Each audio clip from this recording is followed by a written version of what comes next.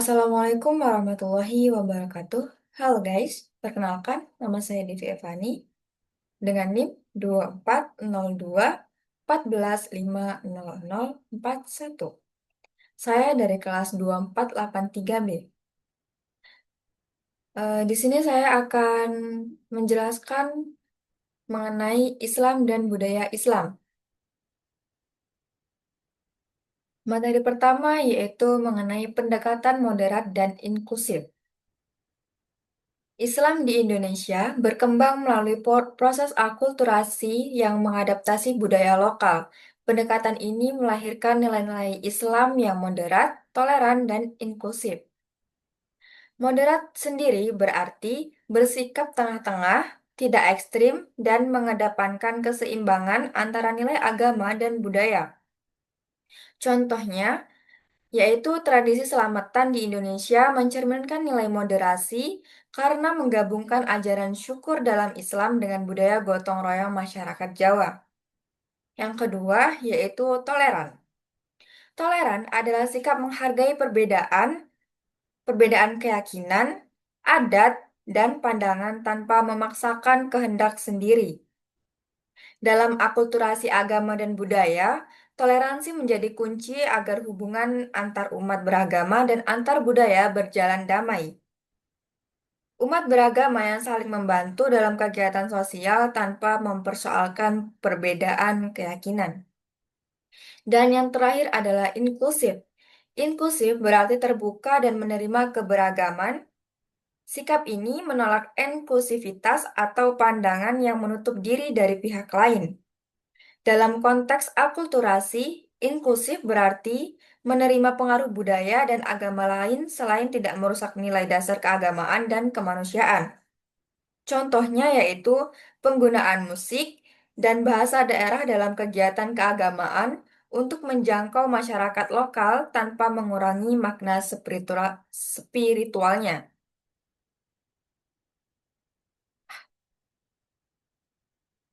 Oke, selanjutnya kita masuk ke materi kedua, yaitu mengenai jejak sejarah masuknya Islam ke Nusantara. Islam mulai masuk ke wilayah Nusantara sekitar abad ke-7 Masehi. Proses ini terjadi melalui jalur perdagangan maritim, bukan melalui penaklukan. Para pedagang dari Arab, yaitu dari Gujarat, India, dan Persia, menjadi pembawa ajaran Islam sekaligus pedagang yang berinteraksi dengan masyarakat pesisir Nusantara. Melalui hubungan dagang yang intens, nilai-nilai keislaman mulai dikenal dan diterima oleh masyarakat setempat. Yang kedua yaitu penyebaran Islam di Nusantara dilakukan dengan cara damai, yaitu tanpa paksaan dan tanpa kekerasan. Pendekatan yang digunakan adalah pendekatan budaya, seperti melalui perkawinan antara pedagang Muslim dan penduduk lokal, pendidikan dan dakwah, kesenian, sastra, serta tradisi masyarakat. Yang ketiga adalah akulturasi cerdas. Setelah Islam diterima, para penyebar agama ini melakukan akulturasi, yaitu penggabungan antara budaya Islam dan budaya pra-Islam. Para ulama dan wali mengadaptasi unsur budaya lokal seperti seni, upacara, dan tradisi agar tidak bertentangan dengan nilai-nilai Islam. Hal ini membuat Islam mudah diterima masyarakat tanpa menimbulkan konflik budaya. Contohnya yaitu, yang pertama, wayang kulit digunakan oleh Wali Songo sebagai media dakwah. Yang kedua, tradisi selamatan atau kenduri yang memadukan nilai Islam dan adat lokal. Yang ketiga, arsitektur masjid yang memiliki gaya campuran antara Islam, Hindu, dan budaya Nusantara. Lanjut ke slide ketiga, yaitu mengenai simbol penyebaran Islam melalui budaya. Wali Songo adalah tokoh kunci dalam proses Islamisasi di Jawa yang dikenal karena strategi dakwahnya yang cerdas dan kultural. Sebagai contohnya yaitu ada wayang sebagai media dakwah. Mereka menggunakan seni pertunjukan Hindu-Buddha seperti wayang kulit, gamelan, dan tembang, mengubah isinya menjadi ajaran Islam. Yang kedua ada gamelan dan tembang. Musik gamelan digunakan untuk mengiringi tembang yang berisi syair-syair Islam seperti lir-ilir, menjadikannya menarik bagi masyarakat. Yang ketiga, Ada salah satu tokoh dari Wali Songo, yaitu Sunan Kalijaga. Beliau paling menonjol dalam memodifikasi wayang. Konon, tiket menonton pertunjukan wayang beliau adalah ucapan dua kalimat syahadat. Masya Allah. Tiga tradisi Islam khas Nusantara yang masih hidup. Yang pertama, halal bihalal. Tradisi saling memaafkan dan bermaaf-maafan yang dilakukan setelah Hari Raya Idul Fitri atau Syawal. Ini adalah ekspresi nyata mempererat silaturahmi antar keluarga dan kolega. Yang kedua, ada sekaten. Perayaan tahunan untuk memperingati Maulid Nabi Muhammad SAW biasanya diselenggarakan di area Keraton Yogyakarta dan Surakarta, lengkap dengan pasar malam dan arak-arakan gunungan atau biasa disebut dengan grebek. Yang ketiga adalah kupatan. Tradisi makan ketupat yang dilakukan seminggu setelah Idul Fitri. Ketupat atau ngaku lepat menjadi simbol pengakuan kesalahan dan penutup ritual puasa, saling memaafkan dalam suasana hangat. Oke, next ke materi selanjutnya yaitu mengenai transformasi budaya lokal oleh Islam. Kedatangan Islam di Nusantara membawa perubahan yang bersifat transformasi, bukan penghapusan budaya. Artinya, budaya lokal tetap dipertahankan tetapi diberi sentuhan nilai-nilai Islam, sehingga melahirkan bentuk budaya baru yang mencerminkan perpaduan antara tradisi dan ajaran agama. Sehingga, dari ketiga proses tersebut, lahirlah budaya Nusantara yang berjiwa seni dan arsitektur, bahasa dan sastra, dan juga nilai sosial. Seni dan arsitektur sendiri, dalam bidang seni dan arsitektur, Islam membawa pengaruh kuat namun tetap menghargai unsur lokal. Motif ukiran menjadi halus dan abstrak, menghindari gambar makhluk hidup sesuai ajaran Islam. Bentuk masjid diadaptasi dari budaya lokal, misalnya masjid beratap tumpang, atau bisa disebut juga dengan berlapis. Seperti di Masjid Demak, menggantikan menara tinggi bergaya Timur Tengah. Ini menunjukkan perpaduan antara estetika lokal dan nilai keislaman. Yang kedua adalah bahasa dan sastra. Islam juga memperkaya bahasa dan karya sastra di Nusantara. Munculnya kaligrafi Arab sebagai bentuk seni tulis yang indah, dan juga berkembang hikayat dan babat yang berisi nilai moral dan kisah bernapaskan Islam. Yang ketiga, yaitu melahirkan nilai sosial. Nilai-nilai sosial masyarakat juga mengalami transformasi sesuai ajaran Islam, yaitu berupa gotong royong tetap dipertahankan, tetapi dikuatkan maknanya sebagai amal soleh. Masyarakat mufakat diangkat sebagai prinsip Islami dalam menyelesaikan persoalan bersama.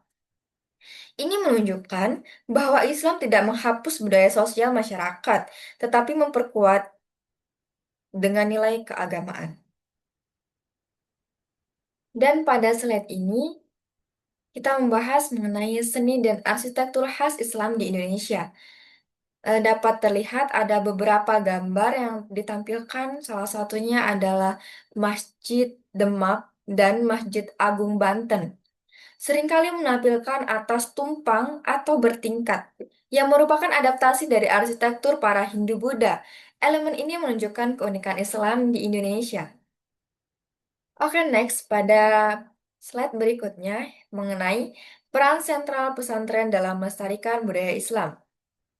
Pesantren adalah lembaga pendidikan Islam tertua di Indonesia yang memiliki fungsi ganda. Yang pertama, yaitu sebagai pusat pembelajaran agama Islam, tempat santri mempelajari Al-Quran, hadis, fikih, dan ilmu keislaman lainnya. Yang kedua, yaitu sebagai benteng pelestarian budaya lokal, karena pesantren mengajarkan nilai-nilai Islam yang sejalan dengan kearifan dan tradisi masyarakat Nusantara. Dengan peran tersebut, pesantren menjadi jembatan antara ajaran Islam dan kebudayaan Indonesia, menjaga agar keduanya dapat hidup berdampingan secara harmonis.